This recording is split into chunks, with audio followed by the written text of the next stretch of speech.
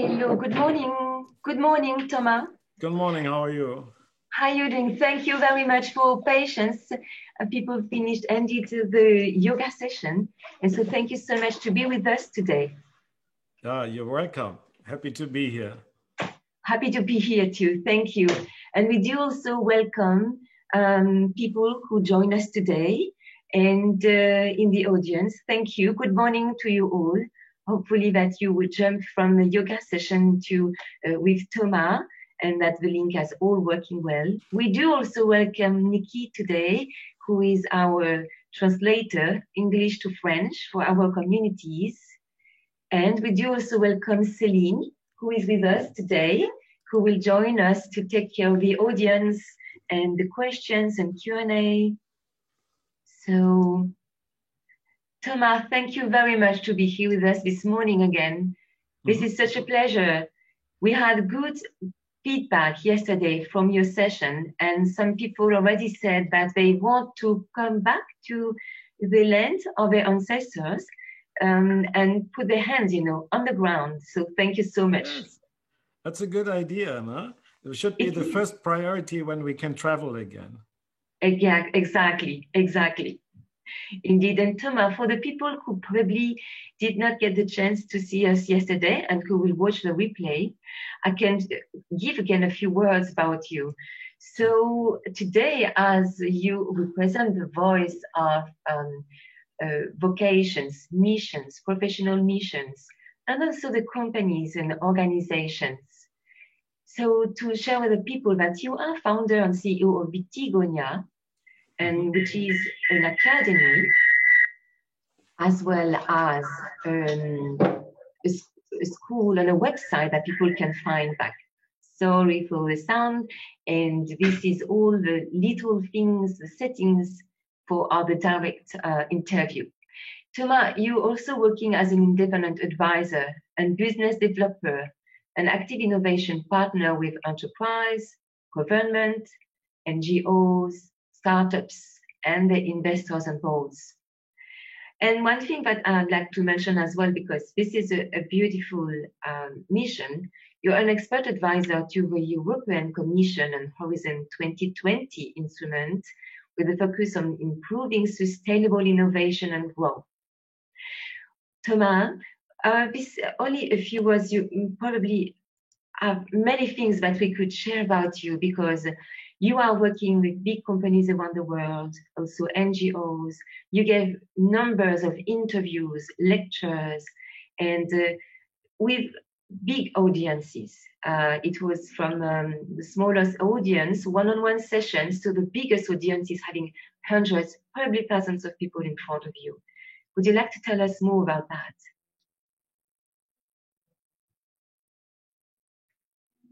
I need to unmute. That's better to hear then. Yeah.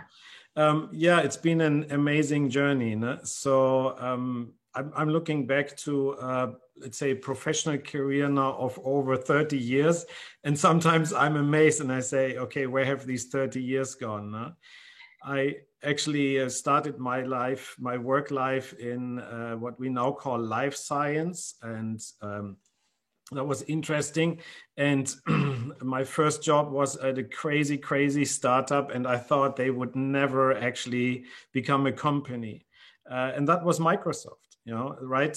During my study at university, I worked with Microsoft. And I thought, okay, I worked there for a year. And it turns out I spent 15 years with them. And from that unfolded a lot of things.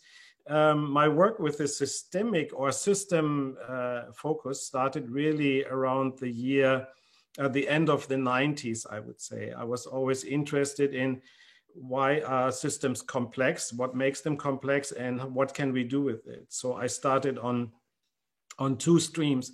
One was studying more formal system dynamics and system dynamics modeling, which is a very quantitative way of working. That's what I use a lot, especially this year and last year, where a lot of companies and organizations want to understand the dynamic changes over time and what that means for them in quantitative terms. The other big encounter for me was when somebody sent me to a family constellation. I had no idea what it was. And I immediately thought, wow, this is powerful. I have to learn everything about it. I want to bring it back into my work with the organizations. And then I had to learn that I first have to start with the family constellation. So that was my first encounter with Bert Hellinger. I had no idea who he was. People in the field knew him already for some time. And yeah, then everything evolved from that. So I basically continued in parallel my work in and with organizations, very small, entrepreneurial-driven organizations, family business to large organizations and fairly well-known brands, meanwhile. And in parallel, I'm trying to develop these systemic approaches because it helped me in my work, and it's also part of my purpose to pass that on to other people who can benefit from that in their work, in their choices, informing their decisions, informing their behavior, their leadership for others. Indeed, and the beauty of this tool, the systemic constellation, which is more than a tool, by the way, but we don't know how to describe, let's say, these two systemic constellations. It is interesting because it does really implicate people. So they really take part of the process. This is not only advice during the process of systemic constellation. This is implication. So people really feel it in their mind, body, spirit, let's say, about the process of a change. So, yeah. So you did mention Bert Hellinger, and yesterday we talked a little bit more about family constellation. And today I would just want to give credit that what you will see from Thomas, this is a really beautiful innovation. And I look forward to learn more with you, Thomas, today and the people listening to us. Yeah, maybe a word about that. What I'm trying to do in my work is basically bringing together different perspectives. So one is the rational mind, when we have to make rational decisions in our lives, in our work, in our organization, and to combine that with some kind of attitude and spirit mind approach so that we reach out to the broader system or the field, as I'd like to call it. Yeah, I'm trying to adopt a new language, and I'm talking more about a field.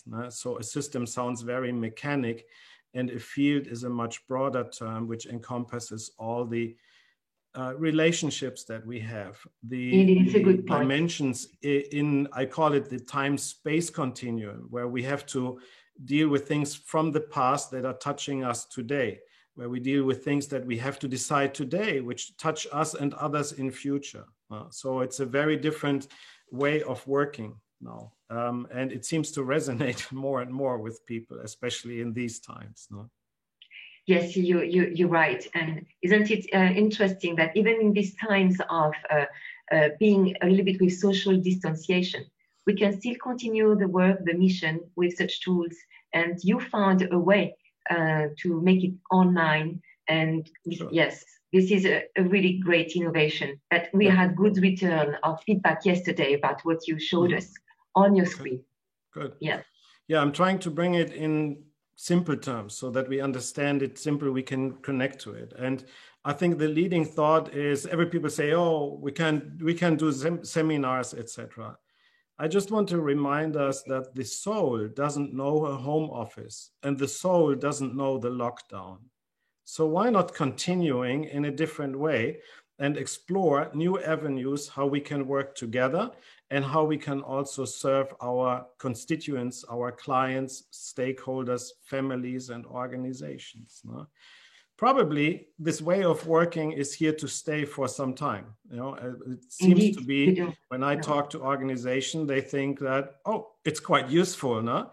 Why not continuing more of virtual work and then leave the in-person encounters for something where physical presence is really necessary and important. No?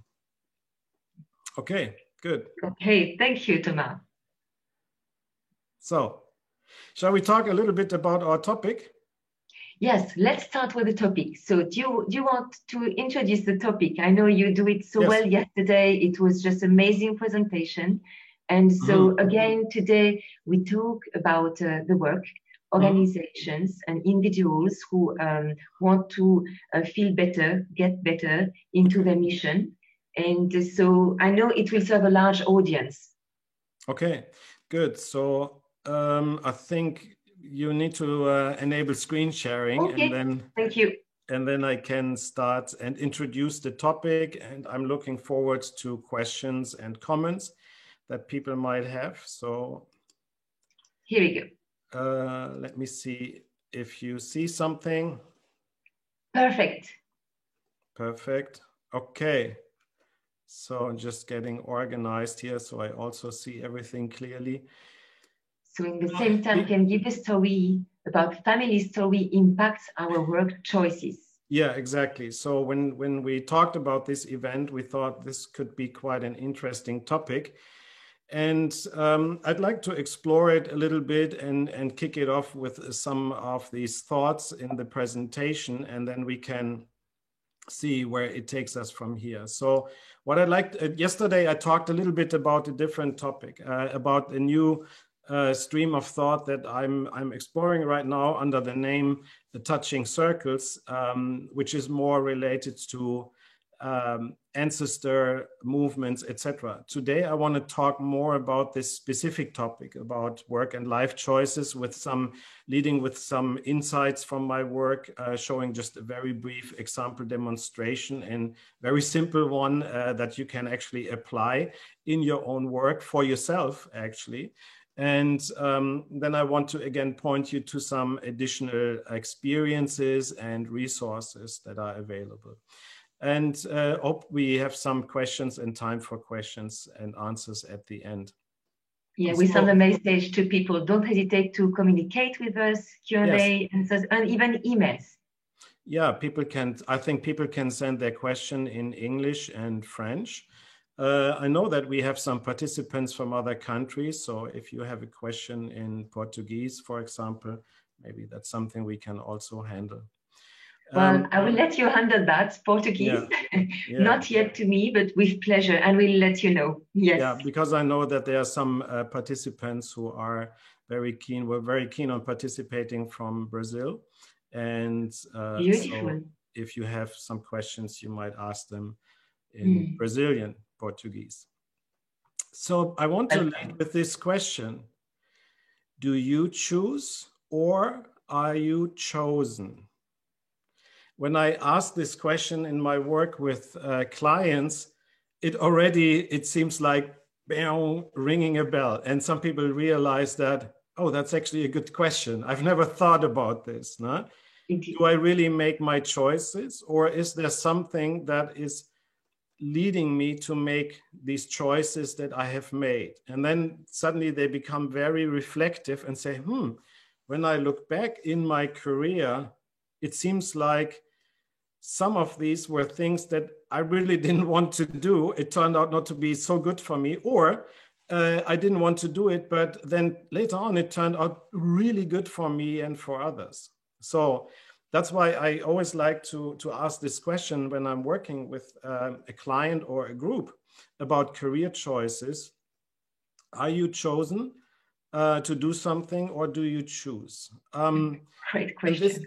This can be from different angles. So in life, there are so many different avenues. I cannot explain all of them.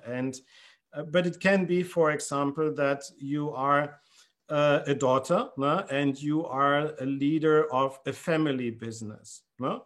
And that family business, for example, could have been handed over to you from your mother. So she might have inherited from her grandmother. So here we have an example of somebody in a leadership position who has been somewhat chosen, or maybe chose to continue this way in the life path. Now, this is a very tricky choice to make, because when you say, okay, I am taking over this inheritance from the family in order to continue, that means that you have to let go of something, right? So in this decision moment, you either have to say, okay, I reject this offer and I do my own thing. So you have to give up on what the family is giving you as an inheritance. Or you say, oh, I'm really keen on doing that. I give it a try. I will carry it forward. And then you give up a part of your own life path, your own life choices, for example. No? And that's a difficult situation. It also, these kind of decisions usually come with a different undercurrent, I would call it, right? Because when you take over such a situation, a family business, you are also in a position that you have to serve others. And this is a very complicated choice to make, not only for the person who might take on the business, but also for the family at large.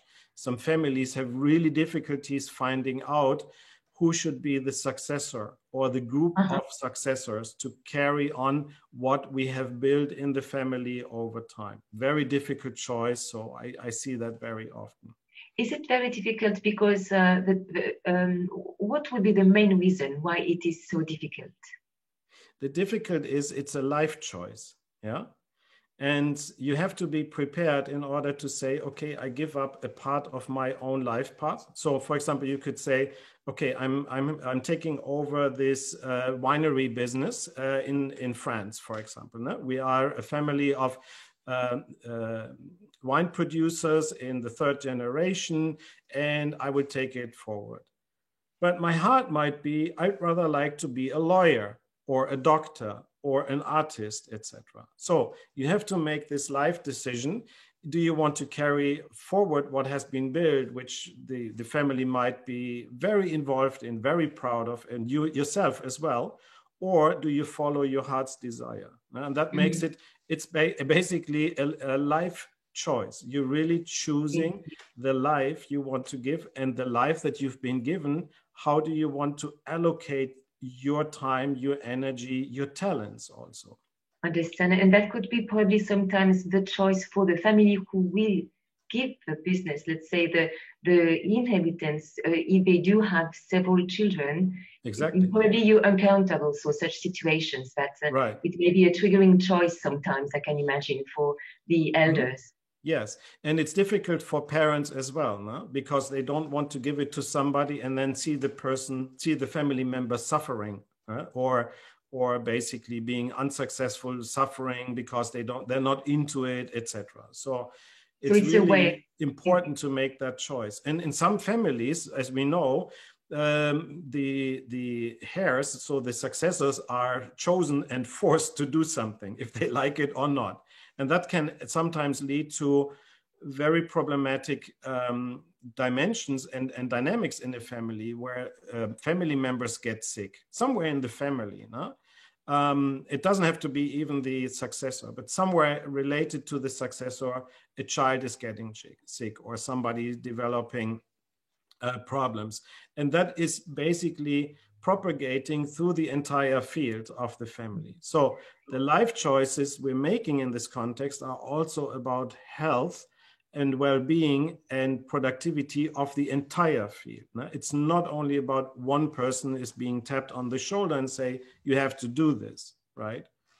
There's a rule of thumb I want to share. So for those of you who are working in this field or have such a situation, if you, let's say, have a situation where you have not only the daughter, but more siblings and other people who are prepared to do this, then it's often prudent to find out who is the one who is prepared to serve the others most. No? That alone is already a difficult decision, and I say it's worthwhile doing a constellation about it. No? But that's one side of the spectrum.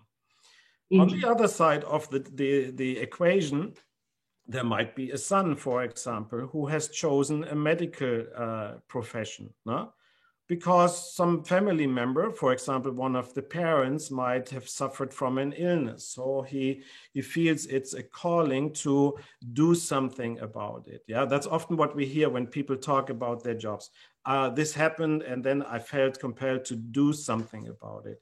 And this might go back a generation earlier, or even earlier, where there was an incident. No? I'll give an example. Sometimes when we work with families, we find something that a certain problem or illness or unwell being is propagating from generation to generation. It's almost like a transgenerational trauma. No? It happens actually fairly often, more often than we think it happens. No? Indeed. And the question is, how can this movement also come to a stop? And oftentimes it's the children who choose a profession and they want to repair something. They try to make something good. No?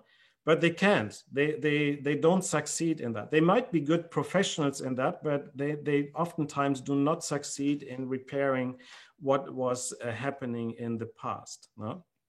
Because it might, for example, be a murder in the family, which then leads to symptoms like bipolar disorders, schizophrenia, or whatever, right? It could be anything that is coming out of that. And oftentimes the son here displayed here is choosing a profession, trying to do something about it, but that's often not working this way.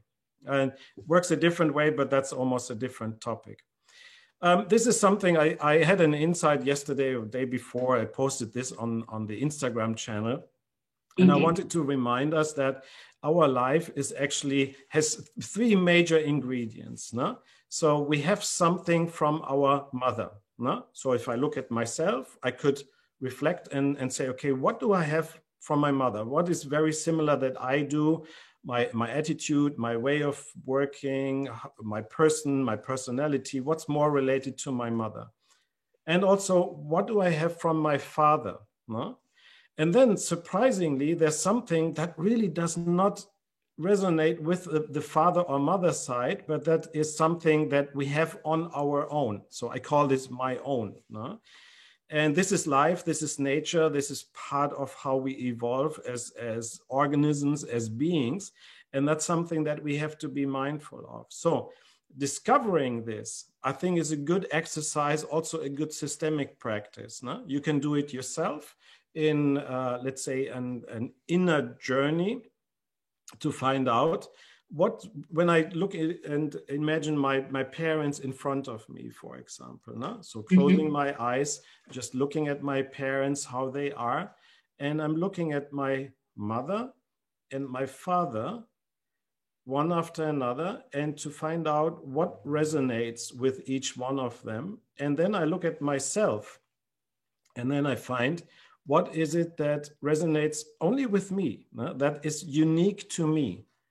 And that is often a good exercise in order to find out what is my personality, what resonates with me. No? Also, where do I have, let's say, the support or things I received from my parents, but what is unique to me and what resonates with me? I think that's a good practice, and we do that. It's a good insight, and we can also write it down. So if we need to come back to it sometime to reflect deeper. Yeah, you can print this and hang this on your wall or mirror in the morning, for example. No? You're kidding me. Thank you. Some examples about systemic practices and approaches. One approach that you might want to consider is these different circles of fields here, right? So you start with the inner circle. You can start anywhere you want, but let's say you start with the inner circle and you explore your attitude, and then you go from there more and more outside to figure out, okay, what is my own attitude, my own posture right now, my own perception? And how does it relate to my continuum of relationships that I'm in right now? And what are opportunities that are indicating themselves, that are coming up right now? For example, am I prepared to change relationships, to engage in new relationships, to engage in new opportunities? And so some of the aspects that are relevant for each one of these levels, or it's almost like an onion, you could call it the systemic onion if you want. So well, this is a good metaphor. Inside the core of the onion, let's say, would be a practice around self-empathy or renewal, for example. I talk a lot about renewal. You find easily some material. I point you later on to some material if you want to start your journey about self-renewal. There's a lot of stuff available, which I published over the time, and also work on self-empathy. And basically, you're very prolific for resources and sharing with people. We can keep indeed all the links. Yes. On the relationship level, of course, we are talking about our family relationships. So couple relationships, families. So if you're in a couple relationship, your parents, your family, your partner's parents and family, and so on. And then in the opportunity space, I'd like to mention three things here. One is, of course, work-related opportunities. So is there, let's say, some kind of a job opportunity or a job offer, something I want to do now or maybe later on? Then the dimension of learning and growth. Oftentimes we forget that we have to keep on learning, especially in these times. No? Exactly. If we stop learning, then our renewal process might be endangered. So that's a repercussion to our inner renewal. No? If we're not learning and not preparing, we become irrelevant, especially in the work environment. So a continuous self-renewal in the sense of learning and growing is a survival tactic. Indeed. Basically, no? And I guess this situation, this global pandemic situation, really helps us to understand this process. We are forced to reinvent ourselves and to continue the learning, to continue our work and missions. Yeah. Right. And that's a big difference between the systemic orders in families and organizations. No? In organization, continued learning is important because it makes you a contributor, for example, as an individual contributor or your leadership competencies. No? In the family, it doesn't matter so much because every family member has the same right of belonging. And if you learn or not, doesn't really matter. You're not losing your right to remain in this group, in the family. But in the organization, you might lose your place, your right of belonging if you not keep on growing, keep on contributing to the organization. No? And the last one is probably the most important one, is this topic about serving. I talk about this a lot in the sense of renewal, and it's one of the key questions in renewal, but also the key questions for selecting worthwhile career choices, for example. No? Indeed, serving is in the sense of insightful contribution. We realize that when we don't really believe in what we do, it's much more difficult to be implicated in a positive way. Yeah, it's. I think the key question is whom does it serve? Whom does it really serve? What I'm doing or what we are doing as an organization? No? So. And then when you ask that question, sometimes when I ask this question in organizations, for example, or startups, is a great example. When startup comes and say, hey, can we show you our pitch? They call it the pitch where they're presenting themselves. I say, yeah, sure, come here. And then I ask them the question, okay, whom does it serve what you are doing? And then suddenly there's silence, and they start to laugh and they say, that's actually a good question. We did this because we found a technical way of doing this. We've never thought about whom does it serve, how does it serve, or whom does it do any damage. No? And oftentimes that ends the discussion. I said, okay, that was really interesting. We have to go back to the drawing board and redo our story here a little bit. No? Okay, so this is one way, this working in this continuum. The second question is really, what moves you? It's also a strange question when you think about it, but what is it really that moves you as a person? And the key questions here, and this is not so new, but I want to help with these questions. You could ask them, for example, do I really want this? Or you could ask, do I want this, or something else driving me, somebody else driving me to do this? Do I want this? Do I really want this? Am I going after this with all my energy, my lifeblood, etc.? Or is it something that is optional to do? And the last question is, do I want this? Is this really the right choice, or should I maybe step back?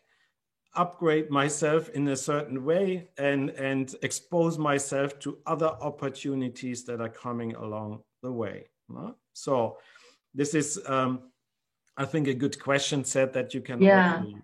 And I wish probably some people are asking themselves the question in the several ways we can have this question. Right. Yeah, I can feel it. Yeah. Yeah, I want to show an example of, let's say, a very simplified career constellation. And I like to say the more effective constellations are the ones that are more simple. That's what makes working with constellations more an art than a tool or a technique, no? Because you really need to come to the core of the issue.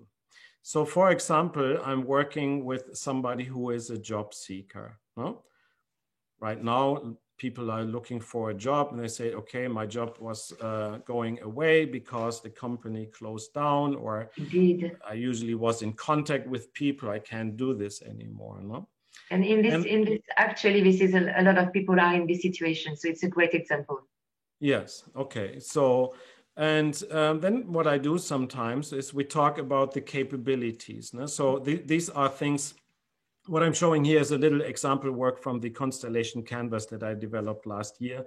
It's freely available as a tool. You can use it in your practices if you're a facilitator, or maybe even visualizing for yourself. No? It's a mini course that you can take. But anyway, so in this situation, I start with the job seeker. No? So that's my client.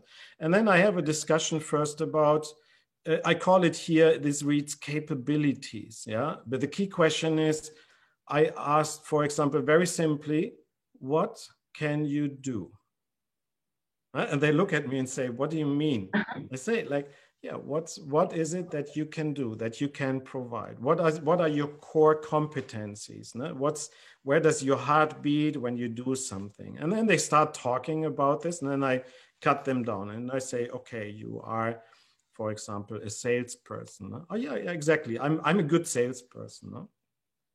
And then we look at the job. No? So we talk about the job a little bit. What is the job that you have in front of you? No?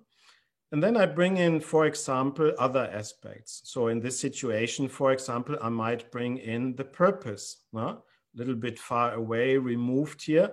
And this is, for example, how I'm conducting, for example, constellation. No? But I can do this also here. So let's say I have a purpose in mind. No? So for example, purpose, can you define a little bit the purpose of the job seeker, the purpose of the job, the purpose of what? Yeah.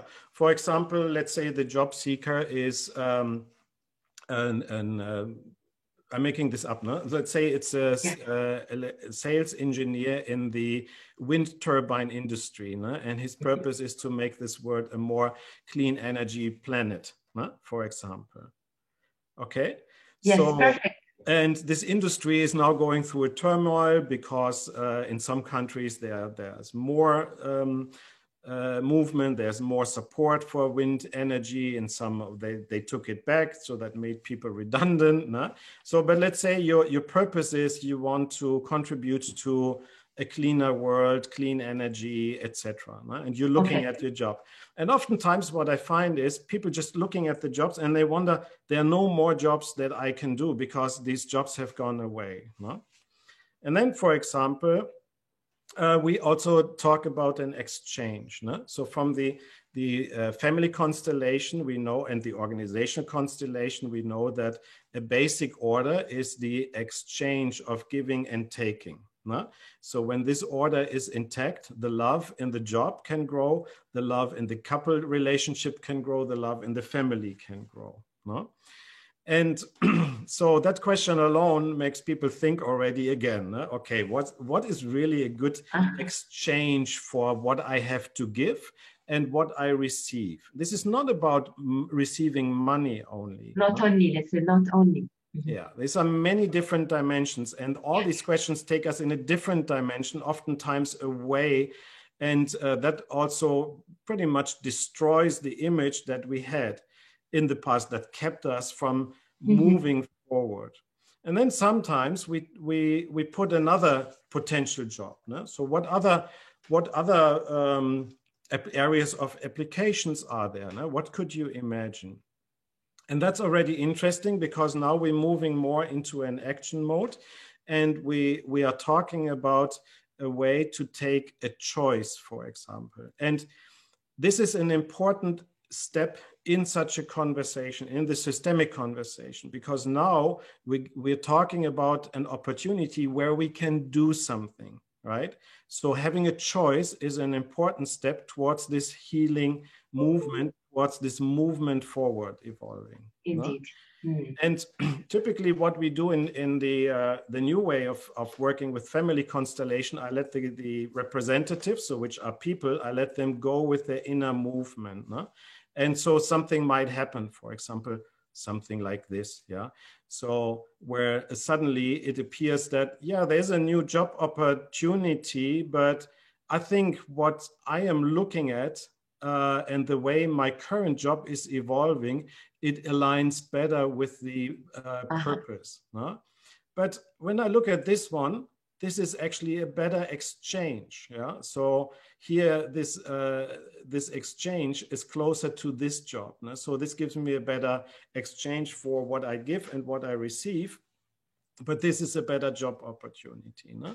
So this is just an example where we can start exploring in a different dimension what it means to make a career choice and what are different dimensions of a career choice. Not only the material dimensions, but also the systemic dimensions in these orders that we are exploring together. For example, the orders of giving and taking, yeah, or of rank in organizations. And everybody is unique, so probably sometimes the values can be a little bit different. Oh yes, way, let's say, from an individual to another one. Yes, of course. I'm taking just this as an example. No? So this is a singular example. Life is so beautiful and has so manifold things that it's every work is different, of course. What we also don't, what you should not forget is in order to be successful, yeah, is and to make a career move, we have to be self-aware, etc. But that's necessary, but not sufficient. Yeah, we also need to be visible. So we need to expose ourselves and in some way market ourselves a little bit more, throw us into this river of life again, and show what we have to offer. And networking and timing are important. I often have people who say, okay, right now I decided I want to change the job, but I really don't have a network, etc. That's the worst time actually to start building a network. Yeah, network basically means you have relationships with other people, no? And it's not really the number of relationships, but the quality of relationships. Exactly. Also people where you sometimes can go back and say, hey, I would like to bounce an idea. I'd like to have a discussion with you. No? What should we, could you give me an advice how I should think about this job opportunity? What do you think about the industry, for example? No? And also, for example, we just had the change of the year. No? So some people came in December and they were saying, okay, I want to find a new job. No? Trying to find a job before the holidays is really not a good idea. No? From very practical reasons. We talk about timing now, no? Because everybody's busy with that. Yes.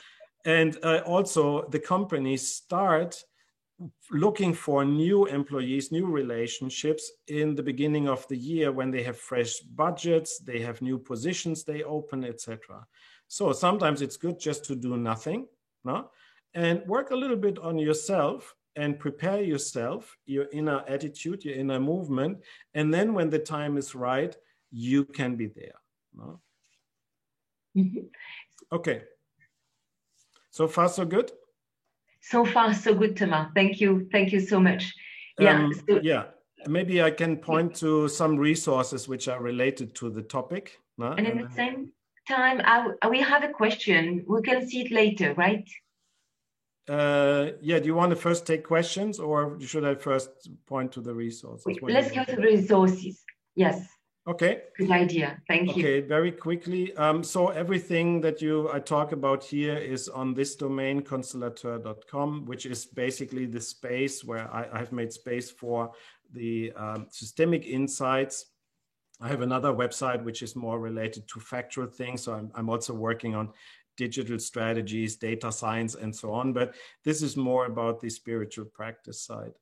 The first and really cool way to do this is I published a podcast where when I'm having an insight, I publish a new free guided journey. So this is, let's say,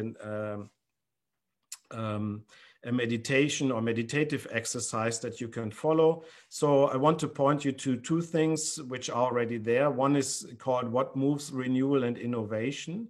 So you can easily listen to that. And the other one's called My Inner Portfolio, preparing a little bit more about doing an inventory of what I have. No? Recently, I gave these two talks, so making career moves, and these were free webinars, so you can still watch the replays if you want to explore that a little bit further. And also, beginning of the year, we talked about how to initiate your innovation, how to create the conditions for innovation and renewal. Upcoming, for those who want to step up and being a leader, is another webinar that comes a little bit later in this season. This is part of a growing series of free webinars, so there's a ton of stuff that you can explore. One thing that might be actually interesting is this one here. It's called, I call it storytelling or story mining. Yeah, so how to tell your story with systemic insight and impact. And I had some inspiration recently, and this is a new way of working where I want to apply the approaches and also the way how we tell about ourselves, our stories, and our value proposition. I look forward to it. Yeah. Yeah, there's a blog article about renewal. So this contains a ton of links to the webinars and stuff. Yesterday, I announced this new experience. It's called Touching Circles. It's a group experience, a small group experience, basically, which it happens online. And it's a step-by-step progression and discovering your own circles of families and ancestors, which we talk about a little bit more in a related webinar. For those who are working in organizations, there's a free resource library where I'm hosting some of the videos that I'm producing and also the PDFs like this one here today. You will probably find there as a download PDF if you want, and some audio to this. So with that, I think we could go to the question and answer. We do have questions. So thank you, Thomas, to be a so prolific contributor. And I really engage people. I invite people to join you on your social medias. You can see the topics, the next weeks, next months that you saw briefly. So you can join Thomas on Instagram and also on Facebook and on LinkedIn. So don't hesitate. Yeah. The website is very intense, many informations. And on the social medias, you will see what is going on in the next days, next weeks. Don't miss this opportunity. Thomas, you're such a great presenter. And let's go now about the questions. We have from Sylvie. Thank you, Sylvie, to interact with us. Mm-hmm. So she's saying, I don't want to go back to my work team, but I need to find another job and take into account I can start a part-time job due to past sickness issues. I need time to find something else. I know what we like and can do. So what would be the question, Sylvie? How could we help you to engage a reflection? Thomas, do you have already an insight? I don't know if you can see the question. No, I cannot see the questions. On question and answer, Q&A. Fortunately. You don't have, okay. Okay, so I don't want to go back to my work team, but I need to find another job and take into account I can start a part-time job due to past sickness. Mm-hmm. Okay, so, good. I think, okay, what can we say about that? I mean, these situations, these, let's say, pivotal moments or disruptive moments come in many forms during life cycles. No? So it's nothing to be so scared about or sometimes ashamed about. No? It happens that sometimes we have a change that we need to encounter. The change really begins inside. No? And some people start not here, but they start on the outside and try to figure out, okay, I have to find a job. No?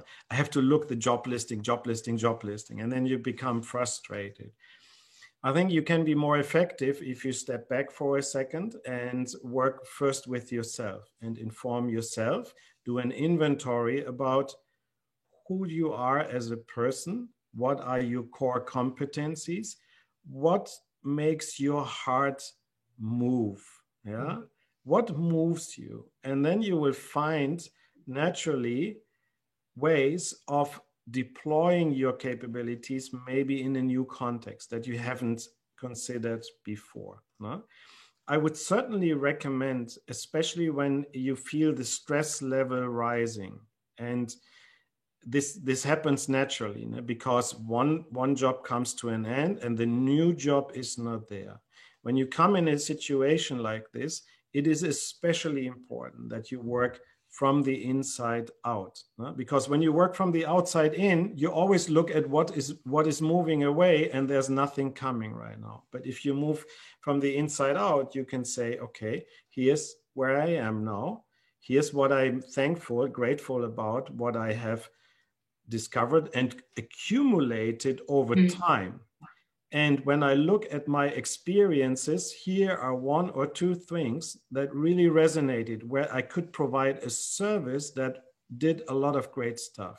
And that gives you an insight where your life path might continue moving forward. Yeah, thank you, Thomas. It's a great direction of the reflection. And also, it's certain that sometimes it depends probably of the education, of the context in the, I don't know, in the country also, but for some people, we may feel that we need to fit somewhere instead of finding how we can find the context that can fit us well. Because exactly. I see there is a past sickness issues, for example, for the person. Sometimes we can also change the perspective, that instead of fitting somewhere, we can find we can find first, how can it fit to me because of my situation today? Yeah, I want to give an example that illustrates it a little bit. So I gave a seminar topic, and this was in the country of Switzerland, where I spent a lot of time. And there were actually only a few people attending. And then I was invited to give the same topic, the same seminar in Kapstadt in South Africa. And within 24 hours, the entire spaces were sold. And I said, okay, is this a fake? And I went there and the room was full. And then I realized from that, you also have to go where your service is needed. In today's time and age, that means you also need to think about your audience, your tribe that you want to connect with. For me, the insight was, oh, it's interesting. There are entrepreneurs, startups, people, innovators around the world who would love to learn about this. I was giving a talk about system dynamics and the dynamics of growth adoption, etc. They loved it. And then I thought, okay, I'm going to those countries where this is needed. So you can only give where and what is needed from you. So that's an important point. It's an important point. Thanks, Thomas. And Sylvie is saying, my comment was referring to what do I want? Since I was sick and said never back because of the atmosphere. Okay. Yeah. So, if you choose something that you don't want, it might actually make you sick, because it develops as a burden over time. So that's why it's really important to spend sufficient time with this question: what do I want? What is this part in me that really wants this and that takes a courage, because that oftentimes means that we are moving away from our group. And we are violating the relationship in a good way. If we want to move together, for example, if you want to form a new family, you have to give up in some way the connection to your own family. I make this often as a demonstration in the innovation constellation seminars. And then people realize, oh, there's an interesting parallel in these fields. Indeed, it's a great point, this parallel. Yes, thank you, Thomas. Thank you, Sylvie. And this is Sandrine. So the question in French, so I will translate as best as possible. How to raise up the positive energy around a place, a business place, knowing that inside the work has been done, meaning raising up the vibration. The problem, or let's say the challenge, could it be that the challenge is with the external links, external relationships? Yeah, Inside, it seems to be okay, planned, and could it be that from outside, what could she do in that case? Yeah, that's a great question, huh? Because this is also a question about culture. Yeah. So let's say, what is culture in an organization? Culture is really the way how people really work. It's not what's written on the, let's say, the mission statement of the company. No? So, for example, the mission statement might read something like, we are an innovative organization with teamwork and we serve our clients. No?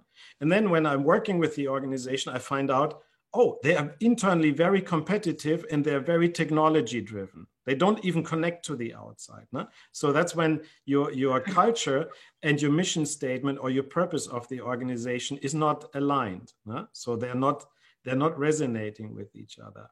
And that's why I would probably, as a starting point, start a constellation with that and picking a representative for the culture. Where's the culture looking? Yeah? Where are the clients looking, for example? Where's the team looking? Huh? It's great when you have an internal energy. The key for the internal energy is how to channel the energy to produce something that serves others, not the organization. An organization which is serving only itself cannot grow, cannot survive. A team which is closed to the outside cannot grow. A system which is closed is not able to grow. So there's maybe some ideas for you. And it's a great point. Next. Yes, thank you, Thomas. Thank you, Sandrine, for your question. By the way, if you want to send, any comments about the webinar today, don't hesitate. You can send it to us on the Facebook page, for example, and comment about the webinar with Thomas Wittig today. And so I look forward, Thomas, to make another webinar with you someday and another time, another summit. And I thank you so much, because your contribution to Healing the Family Tree Summit this week is very important. You raise up very positive insights, and I know that people enjoy thinking and reflecting about what you propose, suggest as questions, as piece of reflections. Thank you so much, Thomas, and we hope it will serve the best audience and that it can also serve your reflections. Again, don't hesitate to communicate. Thomas, Céline put all the websites, constellator.com, viticonia.net, and also your Instagram and Facebook. So you have everything directly here. And Sandrine is saying a huge thank you. Yeah. Thank you, Sandrine. I want to thank you for taking the initiative. When I heard that you put this together and asked me to make a contribution, I was immediately interested in this. I think it's a great topic, and it's been a pleasure for me to making a contribution here. So I hope you have a wonderful time, wonderful day, and keep up the great spirit. Thank you, Thomas. Thank you so much. For you too, and look forward to your next conversation. Have a beautiful day, Thomas, and a beautiful day to our audience until the next interview. And for now, all the best. Thank you. Au revoir. Ate jaja. Bye-bye.